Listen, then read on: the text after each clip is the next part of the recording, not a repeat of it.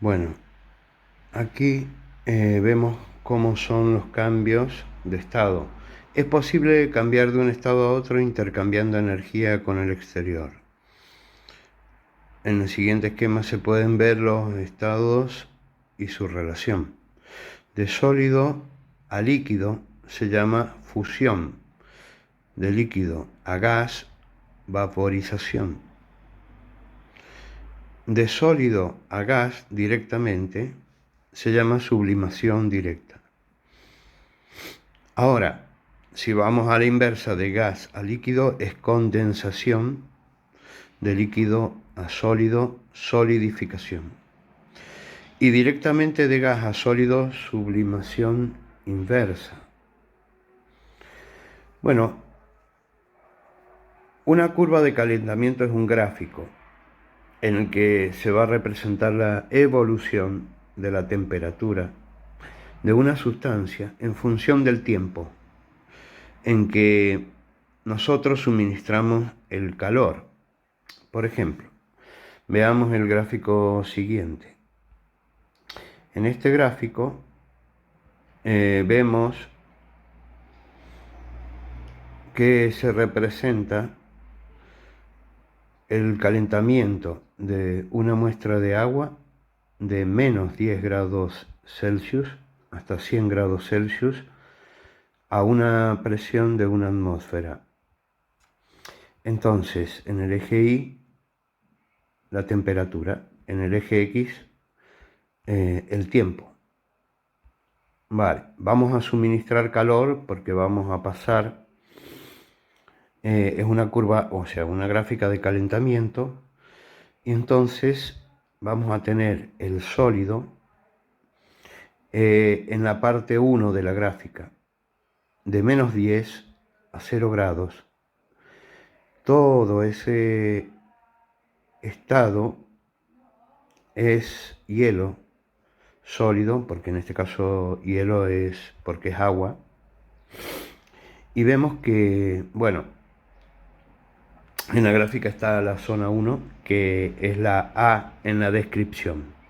De menos 10 a 0, en este caso vemos que la energía se emplea en aumentar la velocidad de las partículas, es decir, aumenta su temperatura. Hay un aumento de temperatura en el interior, las moléculas se mueven o comienzan mejor a moverse, además del movimiento de un sólido que es de vibración, se comienza a mover para trasladarse. Todo eso hace que se pongan un poco más tensos y, bueno, con intención de romper enlaces entre moléculas, y eso ocurre de menos 10 a 0 grados. Es decir, hay energía que aporta el calor para comenzar a movilizar esas moléculas que forman parte del sólido, aumentando así la velocidad de ellas. Entonces, el tiempo transcurre en minutos. Luego, en la parte 2, donde dice fusión, vemos que la temperatura se mantiene constante. Eso es muy importante porque ahí, a los 0 grados, se produce el pasaje de sólido a líquido y la temperatura permanece constante, aunque seguimos aportando calor como energía. La diferencia entre sólidos y líquidos es la mayor fuerza de unión entre partículas que hay en el hielo, y esa unión de partículas o átomos, moléculas, es necesario superar las fuerzas que hay de atracción entre ellas, aportándole calor como energía, y en la fusión lo que se hace es que se rompen enlaces. Por eso no sube la temperatura y permanece constante, porque esa temperatura constante indica que si bien se está aportando calor, se están rompiendo los enlaces para pasar al estado líquido, y por ello ese calor se manifiesta en la rotura de enlaces, pero no en el aumento de temperatura. Entonces, durante todos los pasajes de estado se mantiene constante la temperatura. En la fusión vemos que es a 0 grados durante todo un tiempo hasta que el último enlace se logra romper. Entonces, llegamos al estado líquido y se sigue aumentando la temperatura como se ve en la gráfica. Entonces, después de la fusión viene un aumento de temperatura a medida que transcurre el tiempo, y esto hace que también se pongan en movimiento mayor esas partículas que están en estado líquido, aportándole el calor necesario. Entonces la zona 3 es de 0 a 100 grados Celsius y sucede lo mismo que en la zona A. La energía se invierte en aumentar la velocidad de las partículas, por lo tanto aumenta la temperatura. Siempre que la energía aumente la velocidad de las partículas en el movimiento ese que tienen de choques y traslación, se aumenta la temperatura.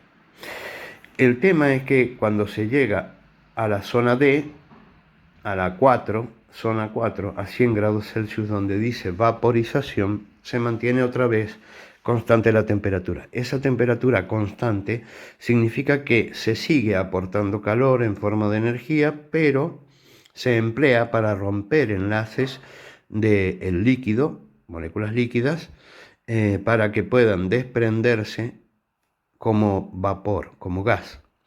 Entonces la temperatura en los dos cambios de estado, en el de fusión y en el de vaporización, la temperatura siempre se mantiene constante. Donde hay calentamiento de menos 10 a 0 y de 0 a 100, ahí hay aumento de temperatura por el hecho de que aumenta la velocidad de las partículas, aumenta el choque entre las partículas, entre ellas y con el recipiente que las contiene. Donde están las líneas horizontales y dice fusión y vaporización, la energía solo se emplea en romper enlaces. Hasta que no estén todos los enlaces rotos, no se pasa al otro estado. Entonces, en la zona 4, a 100 grados Celsius, donde se mantiene constante en la vaporización, la energía suministrada se invierte solo en superar las fuerzas de unión entre partículas de líquido para pasar al estado gaseoso, y al igual que en la fusión, la temperatura permanece constante. Esta es la explicación que se debe dar en un examen en una gráfica similar. Y esta es una gráfica de calentamiento de una sustancia, en este caso el agua. Y hacer esa diferencia cuando aumenta la temperatura a medida que transcurre el tiempo, se aumenta la velocidad, o el calor se utiliza para aumentar la velocidad de las partículas que empiezan a moverse cada vez más, y así se tensan los enlaces para luego mantenerse constante la temperatura en el cambio de estado, y esa constancia de temperatura indica que se sigue aportando calor como energía, pero se emplea solamente en romper enlaces entre moléculas. Luego veremos cómo es el enfriamiento de una sustancia.